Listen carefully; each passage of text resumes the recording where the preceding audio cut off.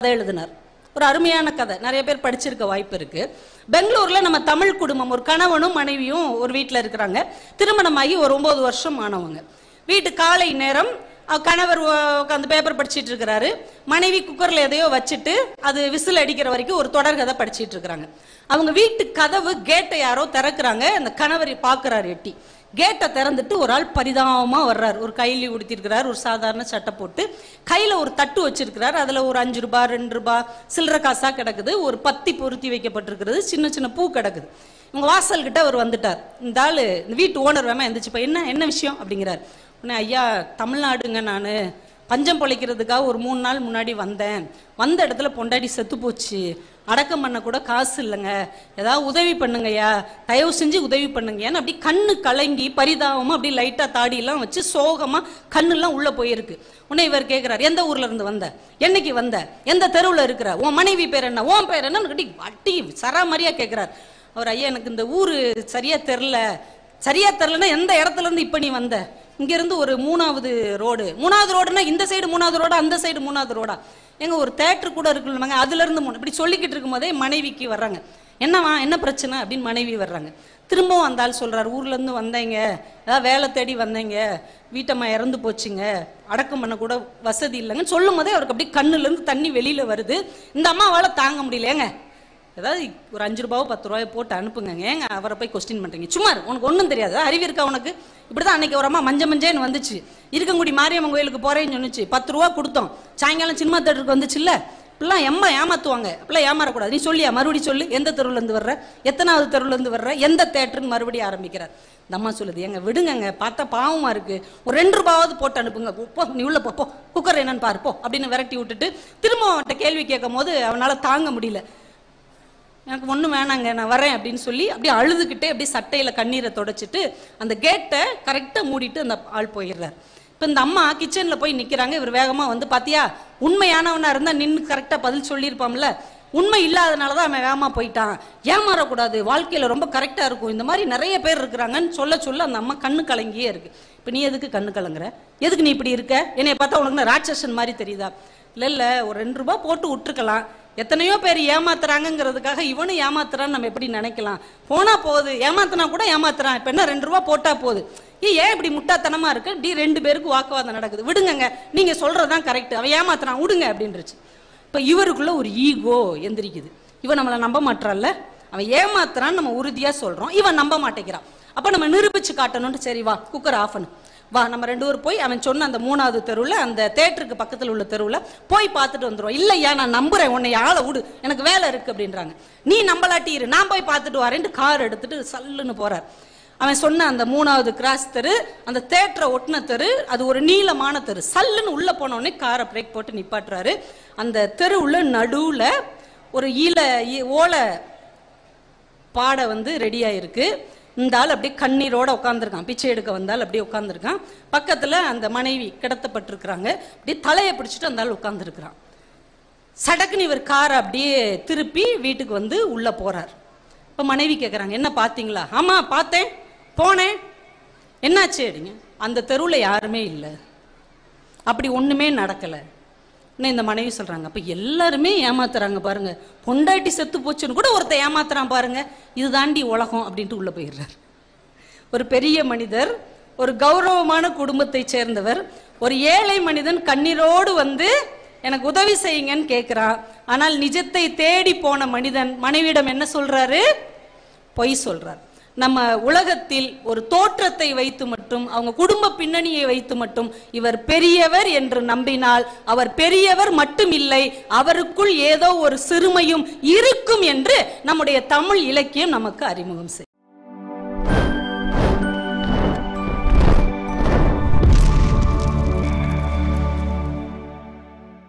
நீங்க குளிர் நாடுகள்ல எல்லாம் பாத்தீங்கன்னா வார்ம் வெல்கம் அப்படிம்பாங்க, ஏன்னா அந்த நாடு குளிர்ச்சியான நாடு, அதனால ஒரு கதகதப்பான வரவேற்பு.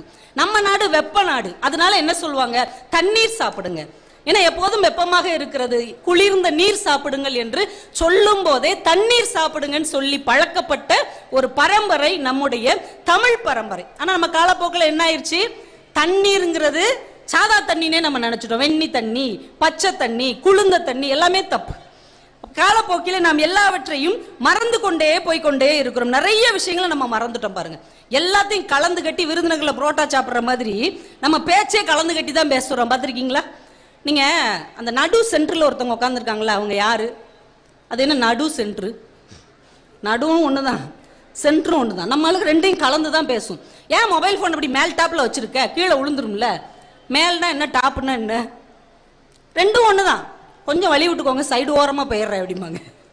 சைடும் ஒண்ணுதான், ஓரமும் ஒண்ணுதான். இந்த கீச்சாவி எங்க தொலைச்சு போட்டேன்னு தெரியல அப்படிம்பாங்க. பார்த்துருக்கீங்களா? கீ சாவி ரெண்டும் ஒண்ணுதான். ரேஷன் கடையில் இன்னைக்கு எவ்வளோ பெரிய கியூ வரிசை தெரியுமா அப்படிம்பாங்க நம்மளுக்கு. கியூவும் ஒண்ணுதான், வரிசையும் ஒண்ணுதான். இப்படி கலந்து கட்டி சாப்பிட்ற மாதிரி எல்லா மொழியையும் கலந்து கட்டி பேசக்கூடிய ஒரே இனம் உண்டு என்றால் அது நம்முடைய தமிழ் இனம் மட்டும்தான். இதுல அழகு என்ன தெரியுமா? எல்லாத்துக்கும் தமிழ் இடம் கொடுக்கிறது. அதை மறுக்கவே இல்லை தமிழ்.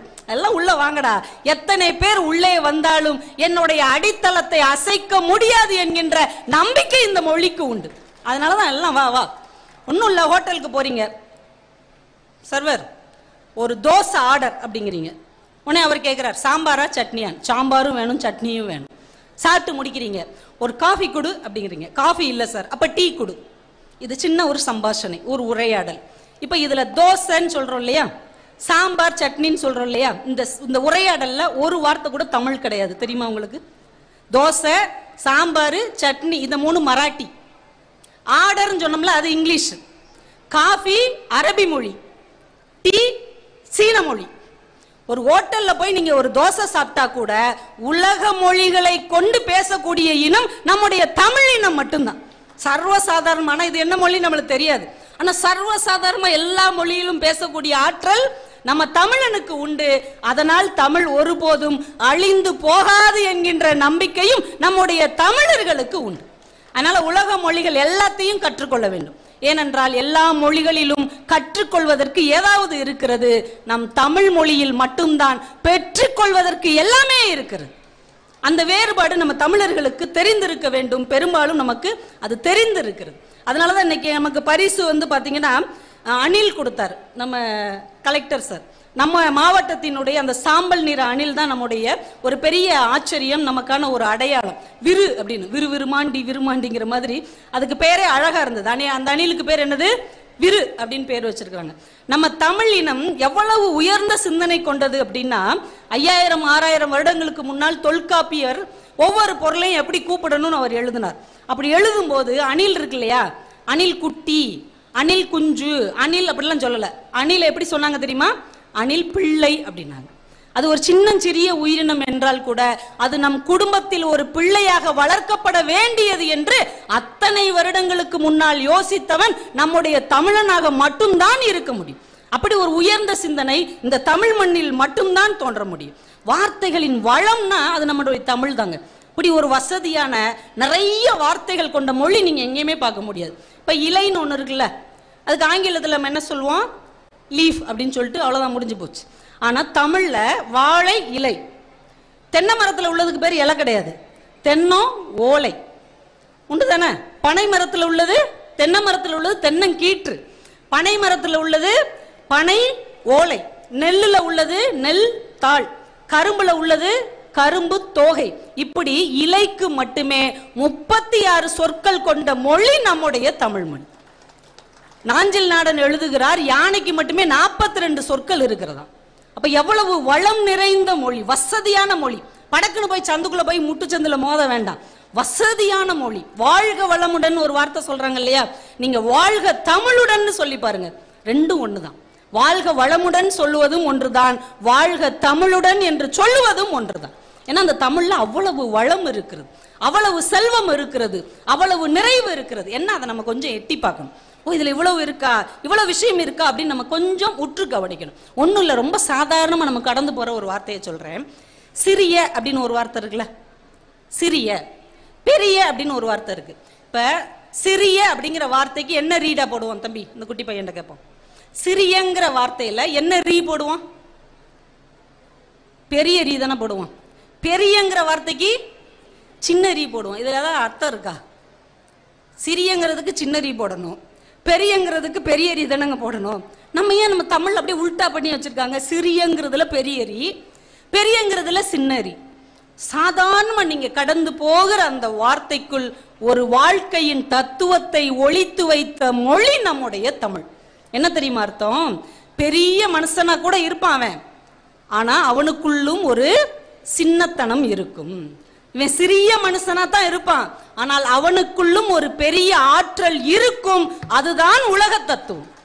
எல்லாரும் பெரிய ஆளா இருக்க மாட்டாங்க இல்லையா, எல்லாரும் சின்ன ஆளா இருக்க மாட்டாங்க இல்லையா. முழுக்க நல்லவனும் இந்த உலகத்தில் கிடையாது, முழுக்க கெட்டவனும் இந்த உலகத்தில் கிடையாது என்கின்ற உலகத்தின் மாபெரும் தத்துவத்தை இந்த சிறிய இந்த பெரியங்கிற வார்த்தையில நம்மால் அடக்கிட்டாங்க.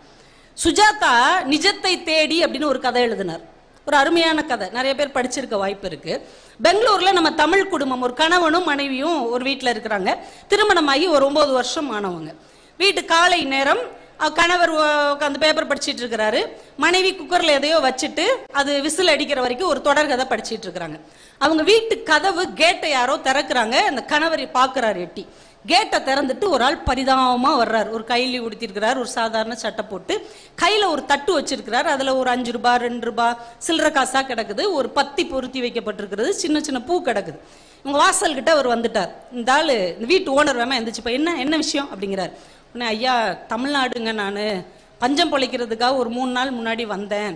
வந்த இடத்துல பொண்டாடி செத்து போச்சு, அடக்கம் பண்ண கூட காசு இல்லைங்க, ஏதாவது உதவி பண்ணுங்கய்யா, தயவு செஞ்சு உதவி பண்ணுங்கன்னு அப்படி கண்ணு கலங்கி பரிதாபமா அப்படி லைட்டா தாடியெல்லாம் வச்சு சோகமா கண்ணுலாம் உள்ள போயிருக்கு. உடனே இவர் கேட்கிறார், எந்த ஊர்ல இருந்து வந்த, என்னைக்கு வந்த, எந்த தெருவில் இருக்கிற, உன் மனைவி பேர் என்ன, உன் பேர் என்ன கட்டி வட்டி சராமரியா கேட்கிறார். அவர், ஐயா எனக்கு இந்த ஊரு சரியா தெரிலன்னா எந்த இடத்துல இருந்து இப்ப நீ வந்த, இங்க இருந்து ஒரு 3வது ரோடுனா இந்த சைடு 3வது ரோடா, அந்த சைடு 3வது ரோடா, எங்க ஒரு தேட்டர் கூட இருக்குல்ல, அதுல இருந்து இப்படி சொல்லிக்கிட்டு இருக்கும் போதே மனைவிக்கு வர்றாங்க. என்னவா, என்ன பிரச்சனை அப்படின்னு மனைவி வர்றாங்க. திரும்பவும் அந்த ஆள் சொல்றாரு, ஊர்ல இருந்து வந்தேங்க, ஏதாவது வேலை தேடி வந்தேங்க, வீட்டம்மா இறந்து போச்சுங்க, அடக்கம் பண்ண கூட வசதி இல்லைங்கன்னு சொல்லும் போதே அவருக்கு அப்படி கண்ணுல இருந்து தண்ணி வெளியில வருது. இந்த அம்மாவால தாங்க முடியல, ஏங்க ஏதாவது ஒரு 5 ரூபாவோ 10 ரூபாயோ போட்டு அனுப்புங்க, ஏங்க அவரை போய் கொஸ்டின் பண்றீங்க, சும்மா உனக்கு ஒன்றும் தெரியாது, அறிவு இருக்கா உனக்கு. இப்படிதான் அன்னைக்கு ஒரு அம்மா மஞ்சன்னு வந்துச்சு, இருக்கங்குடி மாரியம்மன் கோயிலுக்கு போறேன்னு சொன்னிச்சு, 10 ரூபா கொடுத்தோம், சாயங்காலம் சினிமா தேட்டருக்கு வந்துச்சு இல்ல, இப்பெல்லாம் எம்மா ஏமாத்துவாங்க, இப்பெல்லாம் ஏமாறக்கூடாது, நீ சொல்லியா மறுபடியும் சொல்லு, எந்த தெருவுல இருந்து வர்ற, எத்தனாவது தெருவுல இருந்து வர்ற, எந்த தேட்டருக்கு மறுபடியும் ஆரம்பிக்கிறார். இந்த அம்மா சொல்லுது, எங்க விடுங்க, பார்த்தா பாவமா இருக்கு, ஒரு 2 ரூபாவது போட்டு அனுப்புங்க, போ நீ உள்ள போ, குக்கர் என்னன்னு பாரு போ அப்படின்னு விரட்டி விட்டுட்டு திரும்ப அவன்கிட்ட கேள்வி கேட்கும் போது அவனால தாங்க முடியல. எனக்கு ஒன்றும் வேணாங்க, நான் வரேன் அப்படின்னு சொல்லி அப்படியே அழுதுகிட்டே அப்படியே சட்டையில கண்ணீரை தொடச்சிட்டு அந்த கேட்டை கரெக்டாக மூடிட்டு அந்த ஆள் போயிடுறாரு. இப்போ இந்த அம்மா கிச்சனில் போய் நிற்கிறாங்க. இவர் வேகமாக வந்து, பாத்தியா உண்மையானவனா இருந்தால் நின்று கரெக்டாக பதில் சொல்லியிருப்பான்ல, உண்மை இல்லாதனால தான் அவன் வேகமாக போயிட்டான், ஏமாறக்கூடாது, வாழ்க்கையில் ரொம்ப கரெக்டாக இருக்கும், இந்த மாதிரி நிறைய பேர் இருக்கிறாங்கன்னு சொல்ல அந்த அம்மா கண்ணு கலங்கியே இருக்கு. இப்போ நீ எதுக்கு கண்ணு கலங்குற, எதுக்கு நீ இப்படி இருக்க, என்னைய பார்த்தா உனக்கு ராட்சசன் மாதிரி தெரியுதா? இல்லை ஒரு 2 ரூபாய் போட்டு விட்டுருக்கலாம், எத்தனையோ பேர் ஏமாத்துறாங்கிறதுக்காக இவனும் ஏமாத்துறான்னு நம்ம எப்படி நினைக்கலாம், போனா போகுது, ஏமாத்தினா கூட ஏமாத்துறான், இப்ப என்ன 2 ரூபாய் போட்டா போகுது, ஏன் இப்படி முட்டாத்தனமா இருக்கு, இப்படி 2 பேருக்கு வாக்குவாதம் நடக்குது, விடுங்க நீங்க சொல்றதுதான் கரெக்ட், அவன் ஏமாத்துறான் விடுங்க அப்படின்றுச்சு. இப்ப இவருக்குள்ள ஒரு ஈகோ எந்திரிக்குது, இவன் நம்மளை நம்ப மாட்டான்ல, அவன் ஏமாத்துறான்னு நம்ம உறுதியா சொல்றோம், இவன் நம்ப மாட்டேங்கிறான், அப்ப நம்ம நிரூபிச்சு காட்டணும்னு, சரி வா குக்கர் ஆஃப் பண்ணு, வா நம்ம 2 பேரும் போய் அவன் சொன்ன அந்த 3வது தெருவில் அந்த தேட்டருக்கு பக்கத்தில் உள்ள தெருவில் போய் பார்த்துட்டு வந்துடுவோம். இல்லையா நான் நம்புறேன், உன்னை ஆளை விடு, எனக்கு வேலை இருக்கு அப்படின்றாங்க. நீ நம்பலாட்டி இரு, நான் போய் பார்த்துட்டு வரேன்ட்டு கார் எடுத்துட்டு சல்லுன்னு போறார். அவன் சொன்ன அந்த 3வது கிராஸ் தெரு, அந்த தேட்டரை ஒட்டின தெரு, அது ஒரு நீளமான தெரு. சல்லுன்னு உள்ள போன உடனே காரை பிரேக் போட்டு நிப்பாட்டுறாரு. அந்த தெருவுல நடுவுல ஒரு ஓலை பாடை வந்து ரெடியா இருக்கு. இந்த ஆள் அப்படியே கண்ணீரோட உட்காந்துருக்கான், பிச்சை எடுக்க வந்தால் அப்படியே உட்காந்துருக்கான். பக்கத்துல அந்த மனைவி கிடத்தப்பட்டிருக்கிறாங்க, அப்படியே தலையை பிடிச்சிட்டு அந்த ஆள் உட்காந்துருக்கிறான். சடக்குன்னு இவர் காரை அப்படியே திருப்பி வீட்டுக்கு வந்து உள்ள போறார். இப்ப மனைவி கேட்கறாங்க, என்ன பாத்தீங்களா? ஆமா பார்த்தேன், போனேன், என்னாச்சு அப்படிங்க. அந்த தெருவுல யாருமே இல்லை, அப்படி ஒண்ணுமே நடக்கல. இந்த மனைவி சொல்றாங்க, அப்ப எல்லாருமே ஏமாத்துறாங்க பாருங்க, பொண்டாட்டி செத்து போச்சுன்னு கூட ஒருத்த ஏமாத்துறான் பாருங்க, இது தாண்டி உலகம் அப்படின்ட்டு உள்ள போயிடுறார். ஒரு பெரிய மனிதர், ஒரு கௌரவமான குடும்பத்தை சேர்ந்தவர், ஒரு ஏழை மனிதன் கண்ணீரோடு வந்து எனக்கு உதவி செய்யுங்கன்னு கேட்கிறான். ஆனால் நிஜத்தை தேடி போன மனிதன் மனைவியிடம் என்ன சொல்றாரு? பொய் சொல்றார். நம்ம உலகத்தில் ஒரு தோற்றத்தை வைத்து மட்டும், அவங்க குடும்ப பின்னணியை வைத்து மட்டும் இவர் பெரியவர் என்று நம்பினால் அவர் பெரியவர் மட்டும் இல்லை, அவருக்குள் ஏதோ ஒரு சிறுமையும் இருக்கும் என்று நம்முடைய தமிழ் இலக்கியம் நமக்கு அறிமுகம் செய்யும். சாதாரண ஆளுங்கன்னா அதுக்காக எல்லாரும் சாதாரணமெல்லாம் இருக்க மாட்டாங்க. ஒரு நாட்டில் ஒரு அரசன் இருந்துக்கிறார். வடநாட்டில இருந்து ஒரு பண்டிதர் அந்த நாட்டுக்கு வர்றார். நான் உங்க நாட்டில் உள்ளவங்கள்ட்ட கேள்வி கேட்பேன், எந்த கேள்விக்கு யாருக்கு விடை தரலன்னா இந்த நாடே எனக்கு அடிமைன்னு நீங்க எழுதி தரணும்னு திருவிளையாடல் புராணத்துல சொல்ற மாதிரி சொல்லிட்டு வர்றார். இப்ப அரசர் எல்லா மந்திரிகள் எல்லாரையும் கூப்பிட்டு, அறிவாளிகள் எல்லாம் கூப்பிட்டு, அந்த பெரிய ஆளு மரியாதை அவர் கேட்ட கேள்விக்கெல்லாம் பதில் சொல்லிருங்கன்னு உட்கார வச்சுட்டார். இப்ப பண்டிதர் வந்து கேள்வியா கேட்கிறார், நம்ம ஆளுகளுக்கு பதிலே தெரில, திருன்னு முழிக்குதுங்க. இப்ப மன்னருக்கு ரொம்ப சங்கடமா போச்சு. இப்ப அந்த பண்டிதர் சொல்றாரு, சரி நான் கேட்ட கேள்விக்கு தான் உங்களுக்கு பதில் தெரில, அவங்கள கேள்வி கேட்க சொல்லுங்க, எனக்கு பதில் தெரியல அப்படின்னா நான் இந்த நாட்டுக்கு அடிமைன்னு எழுதி தந்துடுறேன்றார். ஆனா அறிஞர்கள் மந்திரிகள்லாம் அவங்களுக்கு தெரிஞ்ச கேள்வி எல்லாம் டிஎன்பிஎஸ்சி கொஸ்டின் எல்லாம் பரட்டி பார்த்து அதுக்கு வாட்டு கேட்குதுங்க. கேட்கிற கேள்விக்கெல்லாம் அவர் டான் பதில் சொல்லிடுறார். மறுபடியும் அவமானம் தான். இப்ப அரசனுக்கு என்ன பண்ணன்னு தெரியல, இவ்வளவு அசிங்கப்பட்டுட்டோமேன்னு அப்படி தலை குனிஞ்சு உட்கார்ந்துருக்கிறார்.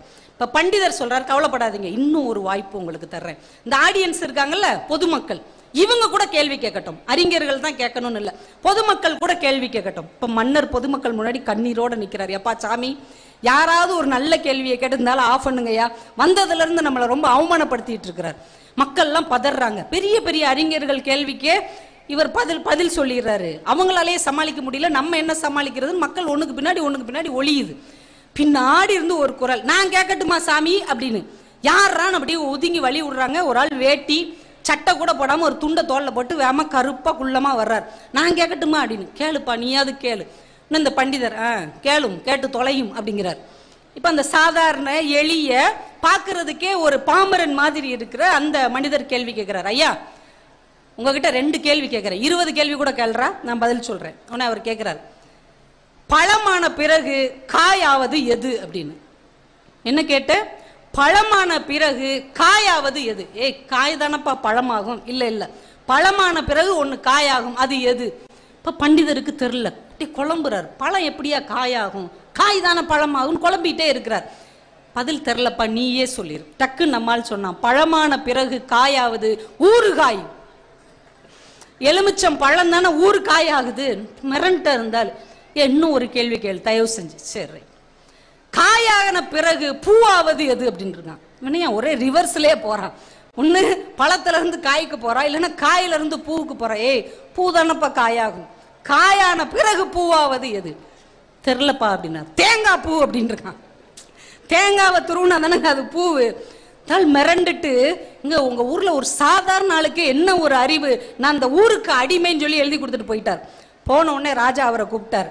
சாமி, எங்கேயா இருந்த, எந்த ஊர்ல இருந்த? நான் எங்கேயும் இல்ல, உங்க அரண்மனையில இருக்கிற சமையல்காரன் தான், உங்க வீட்டு கிச்சன்ல தான் இத்தனை வருஷம் இருந்தேன் அப்படின்னு இருக்கார். இப்ப உலகத்திலே சாதாரணமாக இருக்கிற ஒருவர் எல்லா சூழலிலும் சாதாரணமாக இருக்க மாட்டார். அவருக்குள்ளும் ஒரு அறிவும் ஆற்றலும் இருக்கும் என்று இந்த தமிழ் மண் நமக்கு கற்றுக் கொடுத்தது. புக்கில் அமைந்தென்று கொல்லோ உடம்பினுள் துச்சிலிருந்த உயிர்க்கு முயூவ விளக்க உரை, நோய்களுக்கு இடமாகிய உடம்பில் ஒரு மூலையில் குடியிருந்த உயிர்க்கு நிலையாக புகுந்திருக்கும் வீடு இதுவரையில் அமையவில்லையோ? சாலமன் பாப்பையா விளக்க உரை, உடம்பிற்குள் ஒதுங்கி இருந்த உயிருக்கு நிலையான இருப்பிடம் இன்னும் அமையவில்லை போலும். கலைஞர் விளக்க உரை, உடலுடன் தங்கியுள்ள உயிருக்கு அதனை பிரிந்தால் வேறு புகலிடம் கிடையாது. புக்கில் அமைந்தென்று கொல்லோ உடம்பினுள் துச்சிலிருந்த உயிர்க்கு முயூவ விளக்க உரை, நோய்களுக்கு இடமாகிய உடம்பில் ஒரு மூலையில் குடியிருந்த உயிர்க்கு நிலையாக புகுந்திருக்கும் வீடு இதுவரையில் அமையவில்லையோ? சாலமன் பாப்பையா விளக்க உரை, உடம்பிற்குள் ஒதுங்கி இருந்த உயிருக்கு நிலையான இருப்பிடம் இன்னும் அமையவில்லை போலும். கலைஞர் விளக்க உரை, உடலுடன் தங்கியுள்ள உயிருக்கு அதனை பிரிந்தால் வேறு புகலிடம் கிடையாது. புக்கில் அமைந்தென்று கொல்லோ உடம்பினுள் துச்சிலிருந்த உயிர்க்கு முயூவ விளக்க உரை, நோய்களுக்கு இடமாகிய உடம்பில் ஒரு மூலையில் குடியிருந்த உயிர்க்கு நிலையாக புகுந்திருக்கும் வீடு இதுவரையில் அமையவில்லையோ? சாலமன் பாப்பையா விளக்க உரை, உடம்பிற்குள் ஒதுங்கி இருந்த உயிருக்கு நிலையான இருப்பிடம் இன்னும் அமையவில்லை போலும். கலைஞர் விளக்க உரை, உடலுடன் தங்கியுள்ள உயிருக்கு அதனை பிரிந்தால் வேறு புகலிடம் கிடையாது. புக்கில் அமைந்தென்று கொல்லோ உடம்பினுள் துச்சிலிருந்த உயிர்க்கு முயூவ விளக்க உரை நோய்களுக்கு இடமாகிய உடம்பில் ஒரு மூலையில் குடியிருந்த உயிர்க்கு நிலையாக புகுந்திருக்கும் வீடு இதுவரையில் அமையவில்லையோ. சாலமன் பாப்பையா விளக்க உரை உடம்பிற்குள் ஒதுங்கி இருந்த உயிருக்கு நிலையான இருப்பிடம் இன்னும் அமையவில்லை போலும். கலைஞர் விளக்க உரை உடலுடன் தங்கியுள்ள உயிருக்கு அதனை பிரிந்தால் வேறு புகலிடம் கிடையாது. புக்கில் அமைந்தென்று கொல்லோ உடம்பினுள் துச்சிலிருந்த உயிர்க்கு முயூவ விளக்க உரை நோய்களுக்கு இடமாகிய உடம்பில் ஒரு மூலையில் குடியிருந்த உயிர்க்கு நிலையாக புகுந்திருக்கும் வீடு இதுவரையில் அமையவில்லையோ. சாலமன் பாப்பையா விளக்க உரை உடம்பிற்குள் ஒதுங்கி இருந்த உயிருக்கு நிலையான இருப்பிடம் இன்னும் அமையவில்லை போலும். கலைஞர் விளக்க உரை உடலுடன் தங்கியுள்ள உயிருக்கு அதனை பிரிந்தால் வேறு புகலிடம் கிடையாது. புக்கில் அமைந்தென்று கொல்லோ உடம்பினுள் துச்சிலிருந்த உயிர்க்கு முயூவ விளக்க உரை நோய்களுக்கு இடமாகிய உடம்பில் ஒரு மூலையில் குடியிருந்த உயிர்க்கு நிலையாக புகுந்திருக்கும் வீடு இதுவரையில் அமையவில்லையோ. சாலமன் பாப்பையா விளக்க உரை உடம்பிற்குள் ஒதுங்கி இருந்த உயிருக்கு நிலையான இருப்பிடம் இன்னும் அமையவில்லை போலும். கலைஞர் விளக்க உரை உடலுடன் தங்கியுள்ள உயிருக்கு அதனை பிரிந்தால் வேறு புகலிடம் கிடையாது. புக்கில் அமைந்தென்று கொல்லோ உடம்பினுள் துச்சிலிருந்த உயிர்க்கு முயூவ விளக்க உரை நோய்களுக்கு இடமாகிய உடம்பில் ஒரு மூலையில் குடியிருந்த உயிர்க்கு நிலையாக புகுந்திருக்கும் வீடு இதுவரையில் அமையவில்லையோ. சாலமன் பாப்பையா விளக்க உரை உடம்பிற்குள் ஒதுங்கி இருந்த உயிருக்கு நிலையான இருப்பிடம் இன்னும் அமையவில்லை போலும். கலைஞர் விளக்க உரை உடலுடன் தங்கியுள்ள உயிருக்கு அதனை பிரிந்தால் வேறு புகலிடம் கிடையாது.